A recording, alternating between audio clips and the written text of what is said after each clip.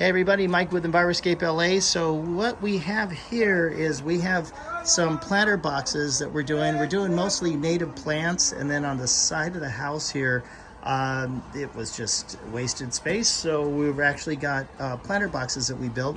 And then you notice the pipes that are coming up, those were plumbed in before the boxes were actually installed. And then we're gonna do gravel on top of the landscape fabric here. So, you know, we'll do an after video of this. But I wanted to take note, you see how these beautiful redwood boxes are actually, planter boxes, they actually are gonna get filled with soil. Well, what's interesting is that the inside is like black, and that's not paint. What we did was we actually scorched it with a this blowtorch here. And so this, don't know who invented this method, but apparently it makes the planter boxes last way longer, since we don't use any artificial coatings. Everything we do is organic.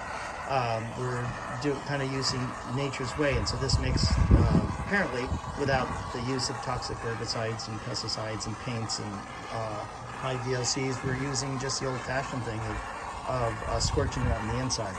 So you can see the other boxes were done. All of this, so it's going to be like a grocery store.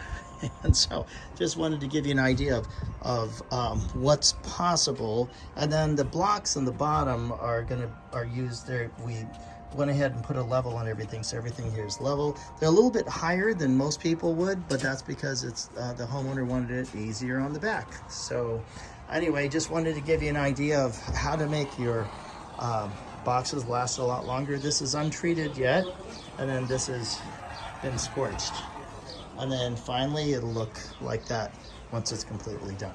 Anyway, just want to give you an idea of how veggie boxes are done right. Mike with Enviroscape LA signing off. When you think food forest, think Enviroscape LA. Take care.